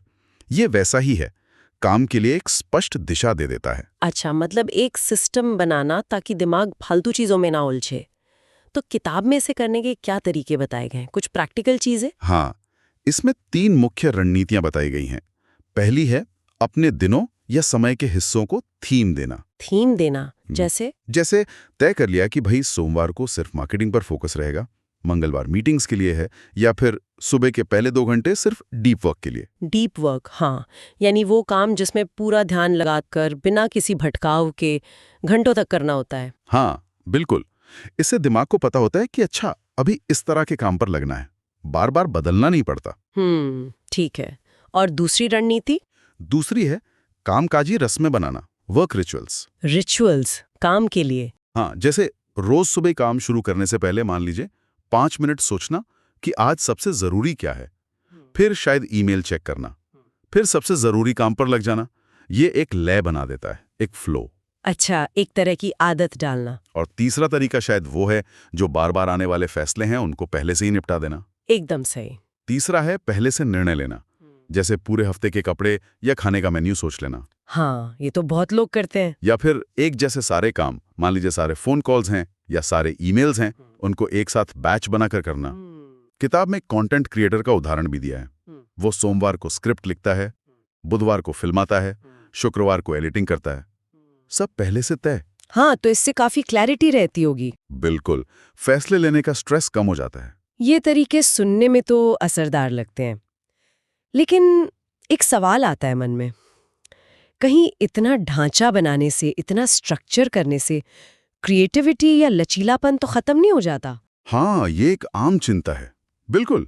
और किताब इस पर एक बहुत ही दिलचस्प बात कहती है। क्या? वो कहती है ढांचा रचनात्मकता को सीमित नहीं करता, ये उसे आजाद करता है। आजाद करता है? ये तो सुनने में थोड़ा उल्टा लग रहा है। हाँ, लगता है, पर जरा सोचिए, जब आपका दिमाग इस उलझन से मुक्त हो जाता है कि अब क्या करूं, या पहले ये छोटा काम निपटाऊं या वो, है ना? हाँ। तो उसके पास जो असल मुश्किल काम है, जो असल क्रिएटिव काम है, उनके लिए ज्यादा एनर्जी, ज्यादा स्पेस बचता है। अच्छा। ढांचा हमें भटकने से रोकता है ताकि हम अपनी पूरी क्षमता सही जगह लगा सकें। जैसे नदी के किनारे होते हैं ना, वो नदी को बहने के लिए रास्ता देते हैं। हाँ, उसे फैलकर बेकार होने से बचाते हैं। बिल्कुल, ये ढांचा भी कुछ वैसा ही काम करता है। हाँ, ये नजरिया तो काफी अलग है। मतलब स्ट्रक्चर एक सपोर्ट सिस्टम की तरह है। अच्छा, तो किताब में इसे आजमाने के लिए कोई छोटा कदम, कोई एक्सरसाइज भी बताइए। हाँ, एक आसान सी एक्सरसाइज दी गई है। पहला कदम, अपने हफ्ते के 3 सबसे जरूरी काम पहचानिए जो वाकई में जरूरी हैं। ठीक है। दूसरा, उन्हें अपने कैलेंडर में पक्का समय दीजिए, ब्लॉक कर दीजिए वो टाइम। और तीसरा, सुबह या शाम की कोई एक सरल सी आदत, एक रिचुअल बनाइए जो आपके काम शुरू करने या खत्म करने का सिग्नल दे। जैसे 5 मिनट ध्यान करना या अगले दिन की प्लानिंग लिखना, कुछ भी छोटा सा। अच्छा, बस इतना ही। तो कुल मिलाकर बात यह है कि अगर हम सोच समझकर अपने काम के लिए एक ढांचा, एक सुपर स्ट्रक्चर बना लें, तो इससे न सिर्फ हमारी ये डिसीजन फटीग कम होती है, हाँ, बल्कि हम ज्यादा फोकस भी कर पाते हैं और शायद, जैसा आपने कहा, ज्यादा क्रिएटिव भी हो सकते हैं। सही कहा। और यहाँ एक सोचने वाली बात ये भी उभरती है, जो किताब सीधे तौर पे तो नहीं कहती पर इशारा जरूर करती है। क्या? कि क्या ये ढांचा, ये सुपर स्ट्रक्चर सिर्फ काम तक ही सीमित रहना चाहिए, या इसे जिंदगी के दूसरे हिस्सों में, जैसे सेहत है, रिश्ते हैं, वहां भी अपनाने से हमें और गहरे फायदे मिल सकते हैं। ये क्या ना, हम सबके दिमाग में हर वक्त कुछ ना कुछ चलता रहता है। अधूरे काम, नए आइडियाज, अरे वो करना था, ये लेना था। हाँ हाँ बिल्कुल, एक तरह का मेंटल क्लटर, मतलब दिमागी कबाड़ कह सकते हैं। सही कहा, दिमागी कबाड़। और जीटीडी इसी कबाड़ को, इसी बोझ को कम करने का एक तरीका है ना? आज हम यही समझने की कोशिश करेंगे कि ये सिस्टम आखिर है क्या और ये सिर्फ एक टू डू लिस्ट से कैसे अलग है। बिल्कुल। देखिए, ये सिर्फ लिस्ट बनाने से कहीं ज्यादा है। इसका जो कोर आइडिया है वो ये है कि हमारा दिमाग आइडिया सोचने के लिए है, हाँ, चीजों को पकड़ कर रखने के लिए नहीं। जब हम काम, अपॉइंटमेंट्स, आइडियाज सब कुछ दिमाग में रखते हैं तो वो एक तरह के खुले लूप्स बन जाते हैं। खुले लूप्स? अच्छा। हाँ, ओपन लूप्स। ये लगातार हमारी मेंटल एनर्जी खींचते रहते हैं, भले ही हम उस वक्त उन पर काम न कर रहे हों। जीटीडी बस इन लूप्स को बंद करने का एक तरीका है, एक सिस्टम है। वाह, ये ओपन लूप्स वाली बात तो काफी इंटरेस्टिंग है। तो फिर ये सिस्टम इन लूप्स को बंद कैसे करता है? इसके शायद 5 स्टेप्स हैं। हाँ बिल्कुल, 5 स्टेप्स हैं जो एक फ्लो में काम करते हैं। पहला है कैप्चर। कैप्चर मतलब पकड़ना। हाँ, पकड़ना। जो कुछ भी आपके दिमाग में आए, कोई काम, कोई ख्याल, कोई अपॉइंटमेंट, कुछ भी, उसे फौरन कहीं लिख लेना है, नोटबुक, ऐप, कहीं भी। मकसद है दिमाग को खाली करना, याददाश्त पर भरोसा नहीं करना। ओके, तो पहला स्टेप हुआ दिमाग खाली करो, सब लिख लो। फिर आता है क्लैरिफाई, मतलब स्पष्ट करना। हाँ, जो भी आपने लिखा है उसे देखें और खुद से पूछें, ये असल में है क्या और क्या इस पर मुझे कुछ करना है? अगर हाँ, तो वो एक्शन क्या है? क्या वो एक ही स्टेप में हो जाएगा या ये कोई बड़ा काम है, मतलब एक प्रोजेक्ट है? अच्छा, तो सिर्फ लिख लेना काफी नहीं है, उसको समझना भी पड़ेगा कि ये है क्या और करना क्या है। ओके, और इसके बाद ऑर्गेनाइज करना। सही पकड़ा। तीसरा स्टेप है ऑर्गेनाइज, यानी हर चीज को उसकी सही जगह पर रखना। जैसे अगर कोई एक्शन 2 मिनट से कम में हो सकता है तो डेविड एलन कहते हैं उसे तभी कर दो। अच्छा, 2 मिनट रूल। हाँ, अगर नहीं तो उसे अपनी अगले कदम यानी नेक्स्ट एक्शंस लिस्ट में डालो। अगर वो एक प्रोजेक्ट है तो प्रोजेक्ट्स लिस्ट में। कुछ चीजें शायद आप किसी का इंतजार कर रहे हो तो वेटिंग फॉर लिस्ट में, या कुछ ऐसा जो अभी नहीं करना, शायद बाद में, तो समडे में भी लिस्ट। ये लिस्ट तो काफी सारी हो गई। हाँ, पर इसमें सबसे जरूरी चीज है कॉन्टेक्स्ट, मतलब काम को इस हिसाब से ऑर्गेनाइज करना कि आप कहाँ हैं और आपके पास क्या साधन है। जैसे एट फोन वाले काम एक साथ, एट कंप्यूटर वाले एक साथ, एट घर वाले एक साथ। ओह, ये तो स्मार्ट है। मतलब जब फोन हाथ में हो तो बस एट फोन वाली लिस्ट देखो, कहीं और ध्यान भटकाने की जरूरत नहीं। चौथा कदम क्या है? चौथा है रिफ्लेक्ट, मतलब समीक्षा करना। ये बहुत बहुत जरूरी है। अपनी सारी लिस्टों को नियमित रूप से देखना, कम से कम हफ्ते में एक बार। हफ्ते में एक बार क्यों? ताकि आपका सिस्टम अपडेटेड रहे। कुछ काम हो गए होंगे, कुछ नए आ गए होंगे, प्रायोरिटीज बदल सकती हैं। अगर आप रिव्यू नहीं करेंगे तो सिस्टम पर भरोसा खत्म हो जाएगा और वो फिर से कबाड़ बन जाएगा। सही बात है, बिना मेंटेनेंस के तो कोई भी सिस्टम बेकार हो जाता है। और आखिरी स्टेप? आखिरी है एंगेज, मतलब अब काम में जुटना। फाइनली। हाँ, अपनी लिस्ट देखो, आपके पास कितना टाइम है, कितनी एनर्जी है और क्या प्रायोरिटी है। इन सब के आधार पर तय करो कि अभी क्या करना सबसे सही है। क्योंकि आपने क्लैरिफाई और ऑर्गेनाइज पहले ही कर लिया है तो अब सोचना नहीं है ज्यादा, बस करना है। इसे एक उदाहरण से समझते हैं। मान लीजिए मेरे दिमाग में आया, अरे भाई के जन्मदिन की पार्टी प्लान करनी है। ओके। तो कैप्चर मैंने इसे लिख लिया, क्लैरिफाई, ये तो एक काम नहीं, ये तो पूरा प्रोजेक्ट है। इसका अगला एक्शन क्या होगा? शायद गेस्ट लिस्ट बनाना। ठीक है। ऑर्गेनाइज, इसे प्रोजेक्ट्स लिस्ट में डाला और गेस्ट लिस्ट बनाना को एट घर कॉन्टेक्स्ट वाली अगली कदम लिस्ट में डाल दिया। रिफ्लेक्ट, वीकली रिव्यू में देखा कि हाँ ये करना है। और एंगेज, जब घर पर फुर्सत मिली तो बैठकर लिस्ट बना ली। बिल्कुल सही, एकदम परफेक्ट उदाहरण। और देखिए, ये सिर्फ काम निपटाने की बात नहीं है, ये सोच बदलने की बात है। जैसा डेविड एलन कहते हैं, your mind is for having ideas not holding them. हाँ, ये कोड तो बहुत पावरफुल है। दिमाग आइडिया सोचने के लिए है, उन्हें पकड़कर रखने के लिए नहीं। एग्जैक्टली। दिमाग को हार्ड ड्राइव की तरह इस्तेमाल मत करो, उसे प्रोसेसर की तरह इस्तेमाल करो। जीटीडी यही करने में मदद करता है। हाँ, ये सोच ही अपने आप में काफी फ्री करने वाली है। किताबें एक छोटी सी एक्सरसाइज भी दी है शायद शुरू करने के लिए। हाँ, एक सिंपल सी एक्सरसाइज है, 10 ऐसी चीजें लिखो जो अभी आपके दिमाग में अटकी पड़ी हैं। ओके, 10 चीजें। फिर उनमें से किन्हीं 3 के लिए तय करो कि अगला फिजिकल एक्शन क्या लेना है। एकदम छोटा करने लायक एक्शन। ठीक है, 3 के लिए अगला कदम। और फिर उनमें से कोई एक एक्शन आज ही कर डालो, या कम से कम अपने कैलेंडर में शेड्यूल कर दो। बस इतना सा। ये तो अच्छा है, मतलब सिस्टम का एक छोटा सा टेस्ट ड्राइव जैसा। हाँ, इससे आपको अंदाजा लग जाएगा कि दिमाग से चीजें निकाल कर लिखने और अगला कदम तय करने से कैसा महसूस होता है। तो कुल मिला के देखें तो जीटीटी सिर्फ एक प्रोडक्टिविटी सिस्टम नहीं है, ये एक तरह से दिमाग को शांत रखना, फोकस बढ़ाना और शायद ज्यादा क्रिएटिव होने का भी तरीका है। बिल्कुल। जब दिमाग को ये चिंता नहीं रहती कि कुछ भूल ना जाऊं, तो वो बेहतर तरीके से सोच पाता है, प्रॉब्लम सॉल्व कर पाता है। और आज की दुनिया में तो ये बहुत जरूरी है। हाँ, आजकल इतना ज्यादा इन्फॉर्मेशन ओवरलोड है, हर तरफ से नोटिफिकेशंस, डिस्ट्रैक्शन। सही कहा। ऐसे में एक सिस्टम जो आपको ऑर्गेनाइज्ड रखे, आपको अभिभूत होने से बचाए और आपको जरूरी चीजों पर फोकस करने दे, वो बहुत कीमती है। बिल्कुल। तो आज की हमारी ये गहरी पड़ताल यहीं खत्म होती है। हाँ, पर जाते जाते एक सवाल छोड़ जाते हैं सबके लिए सोचने को। अच्छा, क्या? जरा सोचिए, अगर हमारा दिमाग सच में उन सारी छोटी बड़ी चीजों को याद रखने के बोझ से आजाद हो जाए और अपनी पूरी एनर्जी सिर्फ सोचने, क्रिएट करने और असल समस्याओं को सुलझाने में लगा सके, तो क्या कुछ मुमकिन नहीं हो सकता? कैरेक्टर अलार्म्स मेथड पर फोकस करते हैं, मतलब चरित्र अलार्म विधि। मकसद यही है कि इस रणनीति को समझें, है ना, कि कैसे उन परेशान करने वाली अंदरूनी आवाजों या आदतों से निपटें जो हमें रोकती हैं। तो चलिए शुरू करते हैं। बिल्कुल। और इसका जो मूल विचार है वो सुनने में शायद थोड़ा अजीब लगे, लेकिन है बड़ा मजेदार। अपनी ही जो नकारात्मक आवाजें हैं ना मन में, उनको एक अलग ही किरदार दे देना, ताकि उन्हें संभालना आसान हो जाए। हाँ, ये सुनने में ही अलग लग रहा है। तो ये कैरेक्टर अलार्म्स मेथड, ये असल में काम कैसे करता है? किताब में जिक्र है कि पहला कदम है उन आदतों को पहचानना जो बार बार होती हैं, जैसे टालमटोल करना या खुद पर शक करना। हाँ बिल्कुल, पहला कदम है उस आवाज को, उसको ठीक से पहचानना, वो जो कहती है तुम काफी अच्छे नहीं हो या अरे बाद में कर लेना। फिर आती है इसकी मुख्य रणनीति, जिसे किताब में कहा गया है विध्वंसक का बाहरीकरण, एक्सटर्नलाइज द सैबोटर।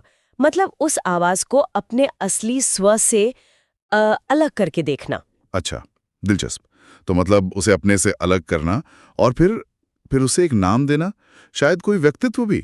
जैसे किताब में उदाहरण है टाल-मटोल के लिए आलसी लियो, या फिर आलोचना के डर के लिए डरपोक फ्रेंड।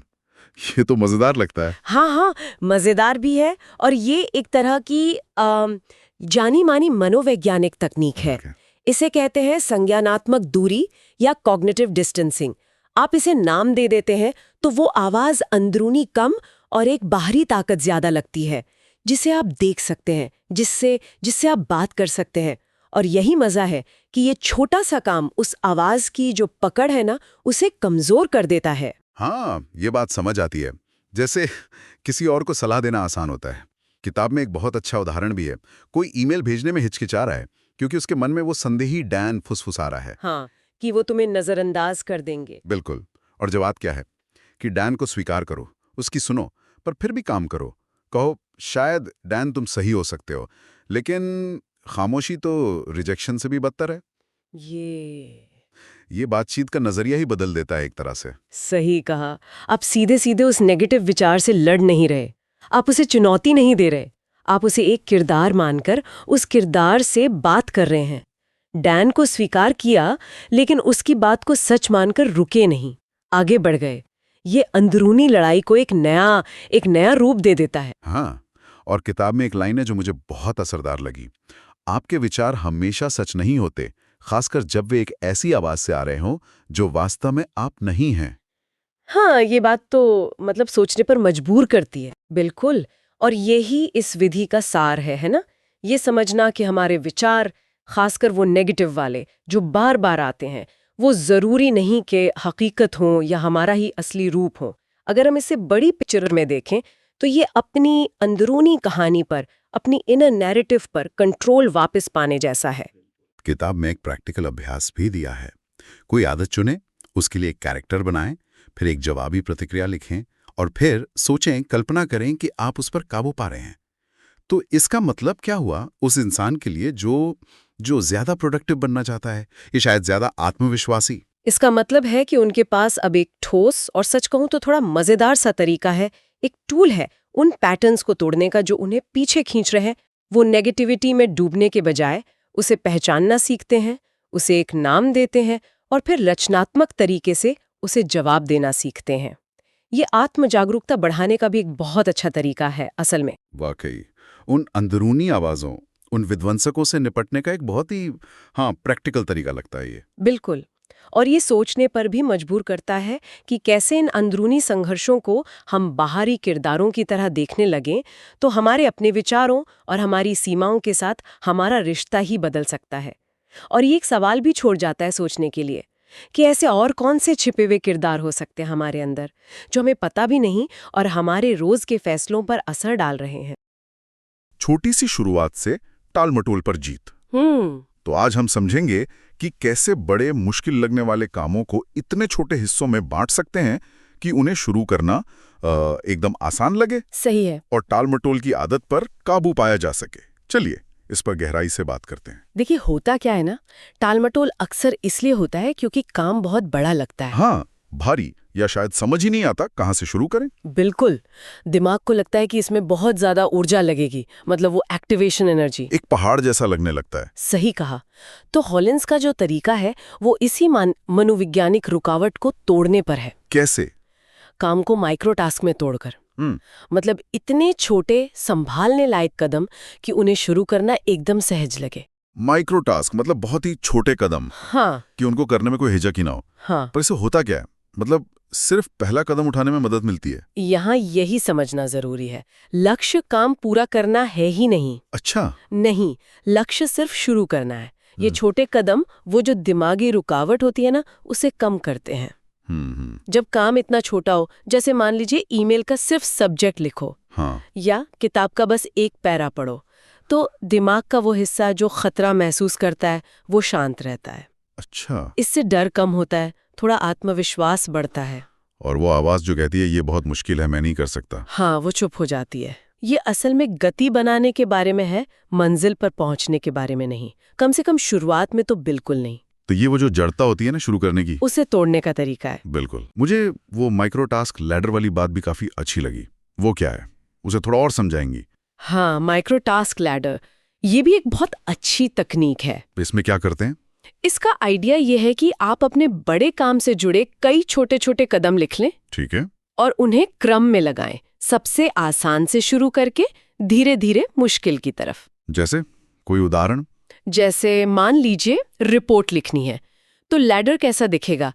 1 कंप्यूटर खोलो। ठीक है, ये तो बहुत आसान है। हाँ। 2 वर्ड डॉक्यूमेंट खोलो। 3 फाइल को नाम दो। 4 रिपोर्ट का टाइटल लिखो। 5 पहले सेक्शन की हेडिंग लिखो। ऐसे। और शुरू सबसे आसान वाले से करना है? बिल्कुल, पहला कदम उठाना है बस। अच्छा, तो हर आसान कदम पूरा करने पर एक छोटी सी जीत जैसा महसूस होता होगा। एकदम सही। हर माइक्रो टास्क जो पूरा होता है वो आपको थोड़ी सी गति देता है, थोड़ा आत्मविश्वास। ये एक स्नोबॉल इफेक्ट जैसा है। पहली सबसे आसान जीत अगली थोड़ी मुश्किल वाली जीत को आसान बना देती है। हाँ, समझ गया।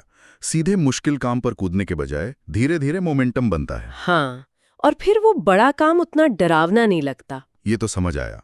जैसे वो किताब वाला उदाहरण था रसोई साफ करने का। हाँ। कि पूरी रसोई साफ करनी है ये सोचने के बजाय पहला कदम हो सकता है सिंक में पड़ा एक गंदा बर्तन उठाओ। बिल्कुल। फिर अगला, उसे नल के नीचे रखो। ये वाकई काम को कम भारी बना देता है। सही कहा। वो जो एक बड़ा अमूर्त सा लक्ष्य है, रसोई साफ करो, उसे एक ठोस फौरन करने लायक एक्शन, बर्तन उठाओ, में बदल देता है। इससे सोचने का बोझ कम होता है और बस करने पर ध्यान जाता है। हाँ, दिमाग को बड़ी तस्वीर से हटाकर सिर्फ अगले बहुत छोटे कदम पर फोकस करने में मदद मिलती है। तो क्या हम ये कह सकते हैं कि ये पूरी तकनीक असल में एक मानसिकता बदलने का तरीका है, सोच को ही बदलने का? हाँ, काफी हद तक तो यही है। मूल सिद्धांत बहुत ही सरल है। अगर कोई काम बहुत बड़ा या मुश्किल लग रहा है तो उसे छोटा कर दो। इतना छोटा कि वो आसान लगने लगे, और फिर बस उसे कर दो। ये परफेक्शनिज्म या वो जो भारीपन का एहसास होता है उससे लड़ने का एक सीधा तरीका है। ये हमें याद दिलाता है कि बस शुरुआत करना सबसे जरूरी है, चाहे वो कितनी भी छोटी क्यों ना हो। तो अगर हम इसे समेटें तो पीटर हॉलिंस का ये तरीका हमें सिखाता है कि बड़े डराने वाले कामों का सामना करने के लिए जी, उन्हें छोटे संभालने लायक हिस्सों में तोड़ दो। हाँ, इतने छोटे कि पहला कदम उठाना लगभग अपने आप हो जाए, सहज हो जाए। कोई जोर ही ना लगाना पड़े। बिल्कुल और अगर हम इसे थोड़ी बड़ी तस्वीर में देखें तो जी। ये तरीका सिर्फ काम निपटाने के बारे में नहीं है, अच्छा, ये उस शुरुआती रुकावट को पार करने के बारे में है जो हमें अक्सर रोक देती है। हाँ, वो जो पहला कदम उठाने की हिचक होती है। वही, ये टाल मटोल के मूल कारण पर, मतलब डर और भारीपन पर सीधा असर करता है और हमें एक्शन लेने की ताकत देता है। एक बार में एक छोटा कदम, गति बनाना ही सब कुछ है यहाँ। ये वाकई सोचने वाली बात है। तो फिर श्रोता के लिए ये विचार छोड़ जाते हैं, उस एक काम के बारे में सोचें जिसे लगातार टाला जा रहा है। क्या उसे सचमुच ऐसे 5 छोटे, मतलब लगभग मजाक जितने आसान कदमों में तोड़ा जा सकता है? हाँ, जिनमें शायद हर एक को करने में 2 मिनट से भी कम लगे। हाँ, और अगर ऐसा हो सकता है तो फिर वो पहला सबसे छोटा कदम उठाने से असल में क्या रोक रहा है? हम एक बहुत ही दिलचस्प चीज पर बात करने वाले हैं, अल्ट्राडियन रिदम्स।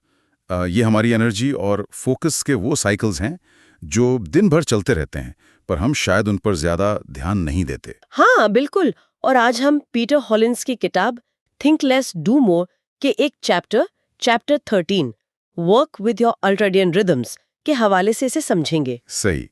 तो हमारा मकसद है ये जानना कि ये रिदम्स हैं क्या और कैसे इनके साथ तालमेल बिठाकर हम बेहतर काम कर सकते हैं, ज्यादा एनर्जी और वो जो आजकल बहुत सुनने में आता है बर्नआउट, उससे कैसे बचें।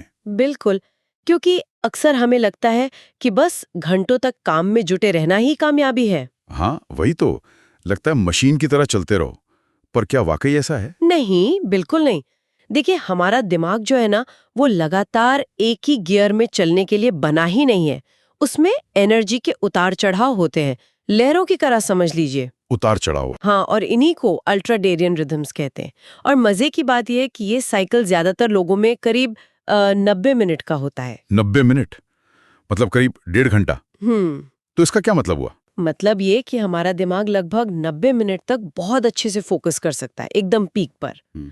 लेकिन उसके बाद उसे एक ब्रेक चाहिए होता है, एक तरह का रीसेट। अच्छा, और अगर हम ये ब्रेक ना दें, लगे रहें, तो फिर वही होता है जो हम सब महसूस करते हैं। दोपहर तक थकान, ध्यान का भटकना, काम में गलतियां होना, चिड़चिड़ापन, वो जिसे कहते हैं ना ब्रेन फॉग सा छा जाना। हाँ, बिल्कुल होता है, लंच के बाद तो खासकर। सही। तो किताब यही कहती है कि इस सिग्नल को इग्नोर करना ठीक नहीं। और ये जो ब्रेक है ना, ये कोई आलस नहीं है, ये तो प्रोडक्टिविटी का, मतलब उस साइकिल का एक जरूरी हिस्सा है। जरूरी हिस्सा कैसे? क्योंकि इसी ब्रेक में दिमाग खुद को रीऑर्गेनाइज करता है, अगले फोकस वाले दौर के लिए तैयार करता है। अच्छा, तो ये जानना तो बहुत जरूरी है। पर अब सवाल यह है कि इसे अपनी रोज की भागदौड़ वाली जिंदगी में अपनाएं कैसे? सुनने में थोड़ा मुश्किल लगता है। हाँ, शुरुआत में शायद थोड़ा अटपटा लगे क्योंकि हमें आदत है लगातार काम करने की। लेकिन किताब कुछ बहुत प्रैक्टिकल तरीके बताती है। पहला, अपने काम को करीब 90 मिनट के फोकस ब्लॉक्स में बांटें। 90 मिनट के ब्लॉक्स? जैसे कोई जरूरी काम पकड़िए, रिपोर्ट लिखनी है, कोई प्लानिंग करनी है, और तय कीजिए कि अगले 90 मिनट आप सिर्फ और सिर्फ वही करेंगे। कोई फोन नहीं, कोई ईमेल नहीं, कोई दूसरा ख्याल नहीं। ओह, ये तो मुश्किल है आजकल, डिस्ट्रैक्शंस बहुत हैं। मुश्किल है पर नामुमकिन नहीं, कोशिश तो की जा सकती है। मान लीजिए आपने 90 मिनट फोकस कर लिया। हाँ, अब क्या? अब आता है सबसे जरूरी हिस्सा, 15 से 20 मिनट का ब्रेक। और ये सिर्फ उठकर कॉफी बनाने या व्हाट्सएप चेक करने का ब्रेक नहीं है। तो फिर कैसा ब्रेक? किताब इसे कहती है डेलिब्रेट रेस्ट, मतलब जानबूझकर लिया गया आराम। काम से पूरी तरह हट जाएं, उठकर थोड़ा टहल लें, स्ट्रेचिंग कर लें, आंखें बंद करके बैठ जाएं, या बस खिड़की से बाहर देखें। कुछ भी जो दिमाग को काम से हटाए और ताजगी दे। डेलिब्रेट रेस्ट, ये अच्छा टर्म है, मतलब सोच समझ कर आराम करना। जी ठीक है, और क्या? दूसरी अहम बात है अपनी एनर्जी के पीक टाइम को पहचानना। हर किसी का अलग होता है ना। हाँ, कोई सुबह ज्यादा फ्रेश फील करता है, कोई शाम को। बिल्कुल। तो जो आपके सबसे मुश्किल काम है, जिनमें सबसे ज्यादा दिमाग लगना है, उन्हें अपने पीक एनर्जी वाले टाइम पर करें। और जब एनर्जी थोड़ी कम लग रही हो, तब वो काम निपटा लें जो हल्के हैं, जैसे ईमेल्स देखना या रूटीन वाले काम। ये तो लॉजिकल लगता है। मुश्किल काम तब जब दिमाग तेज चल रहा हो। इसका कोई उदाहरण दे सकती हैं कि दिन कैसा दिख सकता है इस तरीके से? हाँ, सोचिए, सुबह 9 से 5 लगातार घिसने के बजाय शायद ऐसा हो। 10 से 10:30 कोई बड़ा जरूरी काम। 10:30 से 5:30 ब्रेक, उठना, हिलना डुलना। हाँ, फिर 10:30 से मान लीजिए 12:15 तक दूसरा फोकस वाला काम। 15 से 12:35 फिर ब्रेक और फिर लंच। दोपहर में शायद मीटिंग्स या कम इंटेंसिटी वाले काम। अच्छा, मतलब काम के बीच में छोटे छोटे लेकिन जरूरी ब्रेक्स। हाँ बिल्कुल, ये बस एक ढांचा है, इससे अपने हिसाब से बदलना होगा। मेन पॉइंट है वो 90 मिनट फोकस और फिर 15-20 मिनट रेस्ट का पैटर्न। ये वाकई सोचने का तरीका बदलता है। ये टाइम मैनेजमेंट से ज्यादा एनर्जी मैनेजमेंट है। किताब में एक लाइन भी है, शायद ज्यादा देर तक नहीं, समझदारी से काम करें। आराम ईंधन है, असफलता नहीं। बिल्कुल सही पकड़ा। ये माइंडसेट का शिफ्ट है। हमारी कल्चर में बिजी दिखना बहुत जरूरी माना जाता है। हाँ, भले ही वो बिजनेस प्रोडक्टिव ना हो। एग्जैक्टली। जबकि ये तरीका कहता है कि रुकना, रिचार्ज करना, यही आपको लंबे टाइम तक टिकाए रहेगा। किताब में एक छोटा सा एक्सपेरिमेंट करने को भी कहा गया है। एक्सपेरिमेंट? कैसा? बस अगले कुछ दिन एक 90 मिनट का डीप वर्क सेशन प्लान करें और उसके ठीक बाद 15-20 मिनट का ब्रेक और फिर नोट करें कि कैसा लगा, फोकस कैसा था, ब्रेक के बाद एनर्जी वापस आई। इससे अपना पैटर्न समझने में मदद मिलेगी। हाँ, ये बढ़िया आइडिया है, खुद करके देखना कि अपने लिए क्या काम करता है। तो कुल मिलाकर बात यह है कि हमें अपने शरीर की सुननी चाहिए। ये जो अल्ट्राडेरियन रिदम्स है, इनके साथ काम करना है, इनके खिलाफ नहीं। सही है। 90 मिनट काम फिर ब्रेक। सिंपल लगता है पर शायद बहुत पावरफुल है। बिल्कुल। तो इससे ना सिर्फ काम बेहतर होगा, बल्कि शायद हम ज्यादा हेल्दी और खुश भी रहेंगे। हाँ, और जाते जाते एक सवाल छोड़ जाती हूँ सबके सोचने के लिए। अगर हम अपनी एनर्जी के इन उतार चढ़ावों को वाकई समझने लगें, तो क्या हम सिर्फ अपने काम करने का तरीका बदलेंगे या पर हम जिस तरह के काम करते हैं अलग अलग समय पर उसे भी बदल सकते हैं? अच्छा पॉइंट है। जैसे क्या हम अपनी मीटिंग्स को एनर्जी लेवल्स के हिसाब से शेड्यूल कर सकते हैं या टीम के साथ काम करने के तरीके में कुछ बदलाव ला सकते हैं? ये सिर्फ पर्सनल प्रोडक्टिविटी का सवाल नहीं, शायद पूरे वर्क कल्चर पर असर डाल सकता है। सोचने वाली बात है। बिल्कुल, इस पर जरूर सोचना चाहिए। चलिए, आज के लिए इतना ही। ये वाकई एक अहम चर्चा थी। हाँ बिल्कुल।